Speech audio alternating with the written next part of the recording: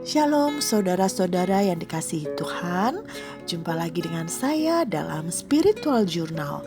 Kali ini Spiritual Journal saya beri judul Never Give Up. Sebelum kita merenungkannya, mari kita berdoa. Bapa yang baik, kami berterima kasih untuk penyertaan dan pemeliharaan-Mu kepada kami. Kami bersyukur memiliki Bapa yang sangat mengerti keadaan anak-anak-Mu. Dan Engkau selalu bersama kami. Saat ini kami mau merenungkan firman-Mu. Kiranya Roh Kudus menolong kami untuk kami boleh mengerti akan isi hati-Mu. Hanya di dalam nama Tuhan Yesus kami bersyukur dan berdoa. Amin. Seorang atlet harus memiliki daya juang yang besar, tidak mudah menyerah. Misalnya dia atlet lompat tinggi. Ketika pertandingan, dia harus berjuang dengan sekuat tenaga untuk bisa mencapai kemenangan. Bukan hanya atlet, setiap orang termasuk kita semua harus memiliki daya juang yang tinggi, tidak gampang menyerah. Nah, bagaimana agar kita bisa berjuang dan tidak menyerah? Saat ini kita mau belajar dari seorang wanita yang memiliki daya juang yang luar biasa. Ia seorang yang tidak gampang menyerah. Kita buka Injil Matius pasal 15 ayat 21 sampai 28. Mari kita membaca ayat yang ke-21. Lalu Yesus pergi dari situ dan menyingkir ke daerah Tirus dan Sidon. Ayat ini memberi penjelasan keberadaan Yesus. Sebelumnya, Yesus berada di Genesaret. Yesus menyembuhkan orang-orang yang sakit. Hal ini dapat kita baca di Matius pasal 14 ayat 34 sampai 36. Mengapa Yesus menyingkir ke Tirus dan Sidon? Jika kita membaca perikop sebelumnya, Matius 15 ayat 1 sampai 20, di situ terjadi perdebatan perihal adat istiadat Yahudi antara orang Farisi, ahli Taurat, dan Yesus. Ayat 21 diawali dengan kata lalu. Yesus pergi ke situ dan menyingkir ke daerah Tirus dan Sidon yang merupakan bukan wilayah orang Israel. Di daerah Tirus dan Sidon, para ahli Taurat dan orang-orang Farisi tidak bisa memprotes ajaran Yesus. Intinya, mereka tidak bisa mengikuti kemana Yesus pergi untuk menyampaikan berita anugerah, berita sukacita, ataupun menguntit kegiatan Yesus karena daerah itu tidak termasuk wilayah orang Yahudi. Yesus memilih untuk menyingkir agar tidak terjadi perdebatan yang sengit, agar Yesus dapat leluasa melayani orang-orang di sekitarnya. Hal yang harus dicatat adalah Yesus bukan lari atau menghindari masalah, namun ada hal yang lebih penting yang harus dikerjakan oleh Yesus. Mari kita lanjut baca di ayat 22. Maka datanglah seorang perempuan Kanaan dari daerah itu dan berseru, "Kasihanilah aku ya Tuhan, anak Daud, karena anakku perempuan kerasukan setan dan sangat menderita." Saat itu juga seorang perempuan Kanaan datang kepada Yesus. Apa yang dialami oleh perempuan Kanaan ini? Ia memohon pada Yesus agar menyembuhkan anaknya yang sedang kerasukan setan dan sangat menderita. Nah, mari kita lihat kondisi orang yang kerasukan setan itu seperti apa sih? Kita buka Injil Lukas pasal 8 ayat 27 sampai 29. Konteks ayat ini adalah ketika Yesus menyembuhkan orang yang kerasukan setan di daerah Gerasa. Orang yang kerasukan setan ini tinggal di pekuburan dan menghampiri Yesus. Kondisi orang itu tidak berpakaian, tidak tinggal dalam rumah. Orang itu menderita karena roh jahat menyeret-nyeret dia sehingga orang ini perlu dirantai. Ini gambaran orang yang kerasukan setan di Gerasa. Mari kita buka Injil Lukas 9 ayat 39. Di situ tertulis, sewaktu-waktu orang yang diserang roh jahat itu mendadak berteriak-teriak. Roh jahat itu mengguncang-guncangkan tubuhnya, mulutnya mengeluarkan busa. Roh jahat itu terus menyiksa dan tidak mau meninggalkan tubuh orang yang dirasuknya. Inilah gambaran bagaimana tersiksanya orang yang kerasukan setan. Alkitab tidak menjelaskan sudah berapa lama anaknya kerasukan setan dan tersiksa. Mungkin saja wanita ini sudah pergi ke berbagai tabib untuk mengobati anaknya, dan bisa jadi sudah menghabiskan uang banyak. Bisa jadi wanita ini sudah putus asa. Mungkin saja wanita ini sudah stres memikirkan kondisi anaknya yang perempuan. Kenyataan yang diterima anaknya tidak sembuh dan sangat menderita. Tentu hal ini makin membuat wanita ini tertekan. Mungkin saja wanita ini pernah mendengar siapa Yesus, apa yang dilakukan Yesus. Bisa jadi wanita ini sudah mendengar perihal segala mujizat yang Yesus lakukan, sehingga ia datang pada Yesus memohon kesembuhan anaknya. Ketika perempuan Kanaan ini memohon kepada Yesus, bagaimana reaksi Yesus? Mari kita baca ayat 23.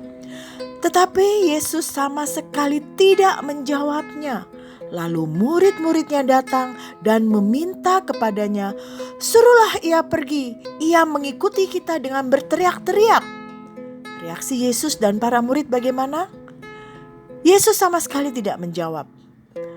Malahan murid-muridnya meminta agar Yesus mengusir wanita itu, karena wanita itu mengikuti mereka sambil berteriak. Ini membuat para murid tidak nyaman dan tidak suka dengan apa yang dilakukan perempuan itu. Mengapa? Karena orang Kanaan bukanlah termasuk umat Yahudi bagi orang Israel. Agama dan tradisi orang Kanaan berseberangan dengan umat Yahudi.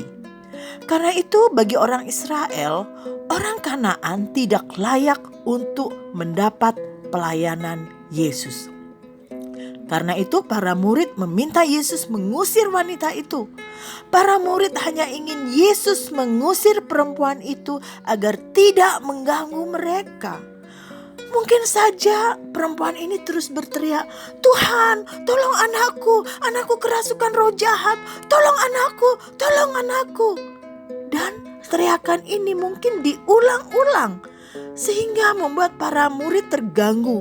Karena itu mereka meminta Yesus mengusir perempuan Kanaan itu. Andai kita berada di rombongan Yesus saat itu, tentu kita juga merasa terganggu dengan teriakan perempuan Kanaan itu. Tahun 2022 merupakan tahun kedua kita menjalani kehidupan dalam situasi COVID.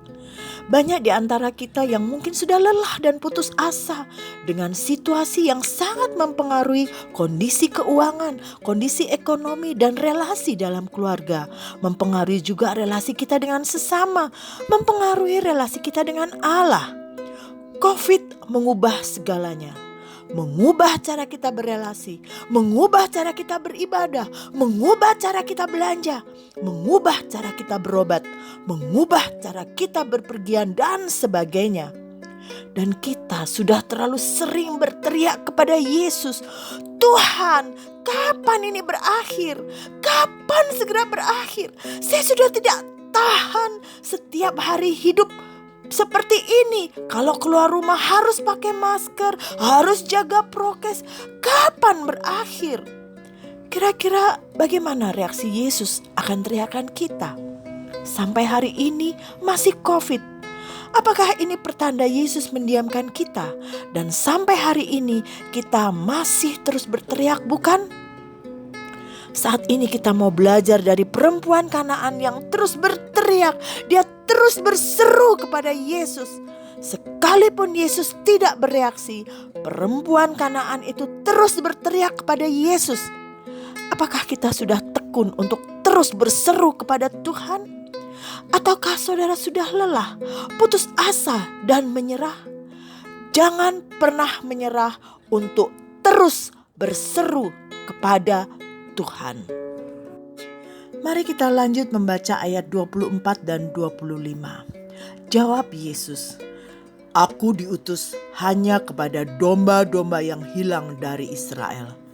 Tetapi perempuan itu mendekat dan menyembah Dia sambil berkata, "Tuhan, tolonglah aku." Perkataan Yesus ini sangat dalam dan bisa saja membuat sakit hati perempuan itu. Bisa jadi perempuan ini berpikir, "Kok reaksi dan perkataan Yesus seperti itu? Yesus kan punya kuasa untuk menyembuhkan anakku karena mujizatnya sudah terbukti.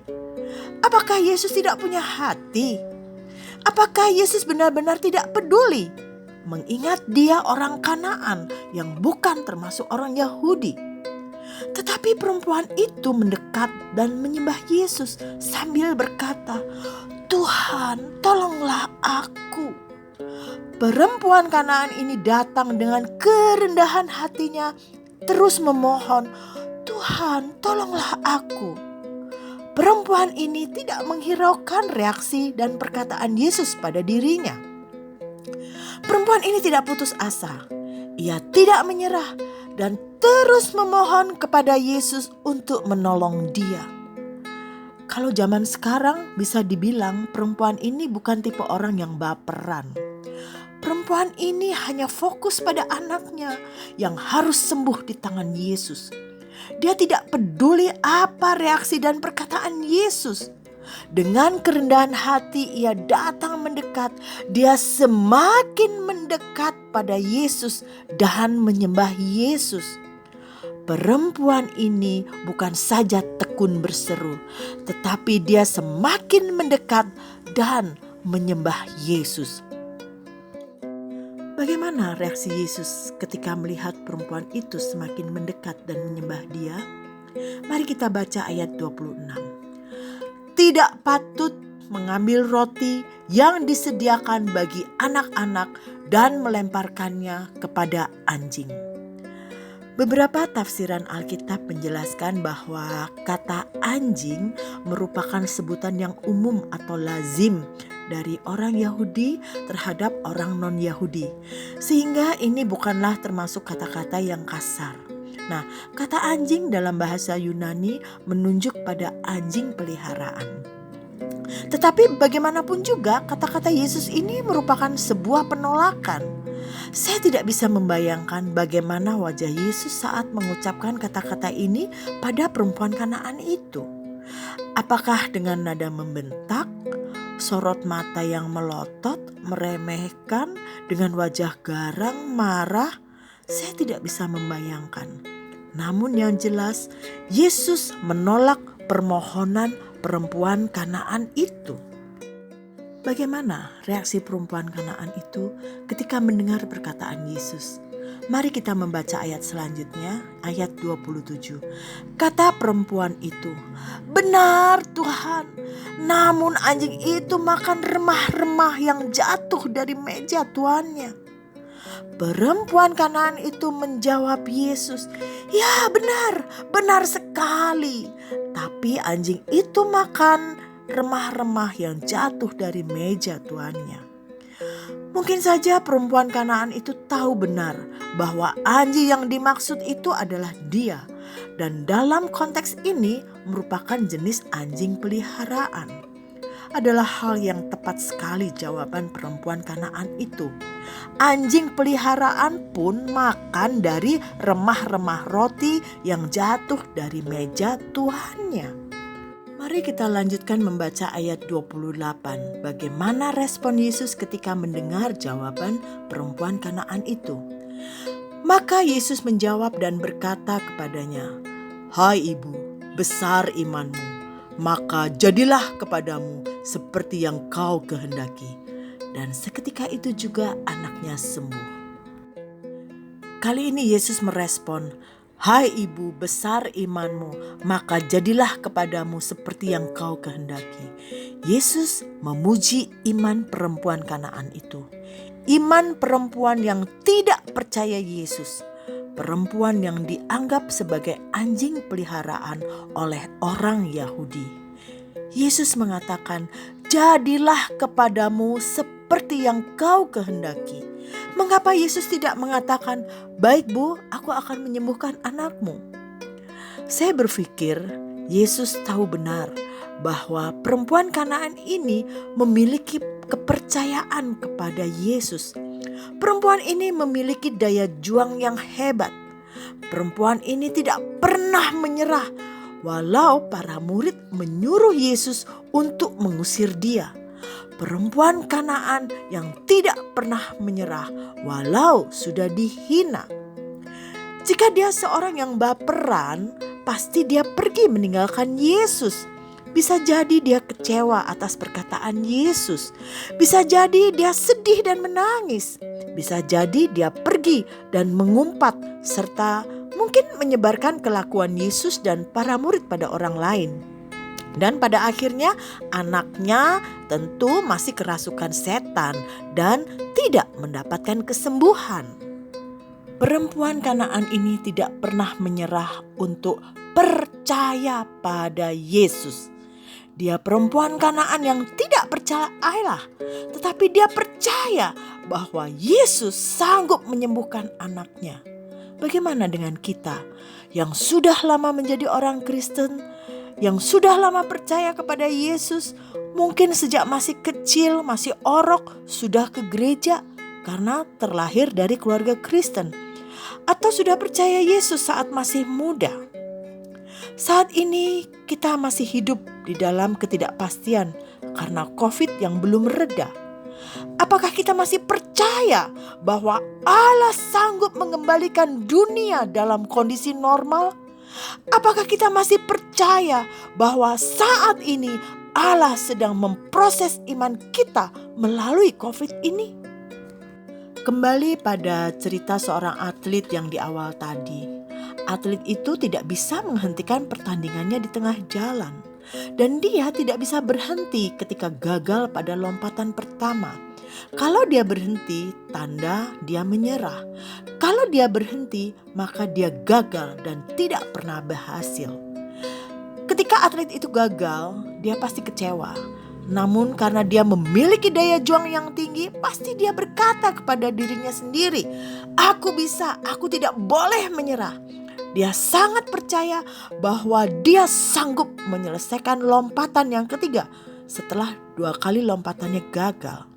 Jika dia orang Kristen, saya percaya tentu dia berdoa dan percaya bahwa Tuhan sanggup menolongnya pada lompatan terakhir. Dan pasti benar, dia berhasil pada lompatan ketiga dan dia menjadi pemenang. Sekarang dengan kondisi seperti ini, kita tidak bisa menyerah dan berkata, "Tuhan, aku tidak sanggup lagi untuk melanjutkan hidup. Orang yang aku kasihi meninggal karena COVID. Usaha yang aku bangun dan rintis sejak lama sekarang berantakan karena COVID. Dan aku sudah tua dan percuma gak bisa beribadah ke gereja lagi karena COVID. Semua gara-gara COVID." Saudara, kita harus terus berjuang. Jangan pernah menyerah untuk percaya bahwa Yesus sanggup memulihkan kehidupan kita. Terus berseru, terus percaya pada Yesus. Maka kita akan menikmati janjinya seperti perempuan Kanaan yang terus berseru kepada Yesus. Dia terus percaya bahwa Yesus sanggup memulihkan anaknya. Terus berseru, terus percaya pada Yesus.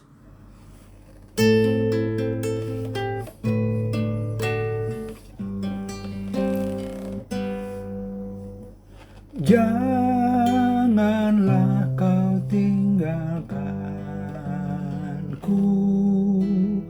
dengar doaku. Bila ada yang kau panggil,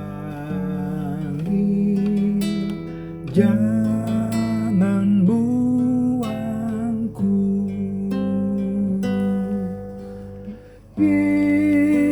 Yesus, Yesus, dengar doaku. Bila ada yang kau panggil, jangan buangku.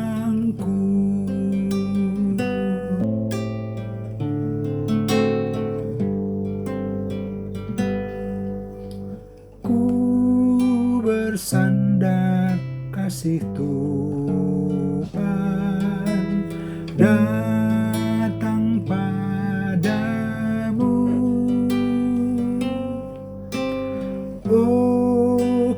yang menghiburkanku dengan kasih-Mu.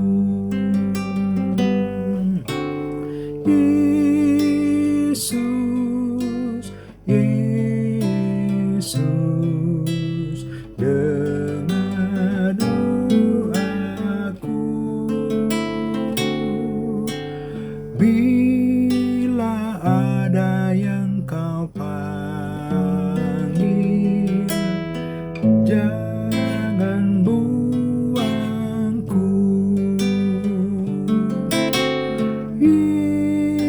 Yesus, Yesus, dengar doaku. Bila ada yang Kau panggil, jangan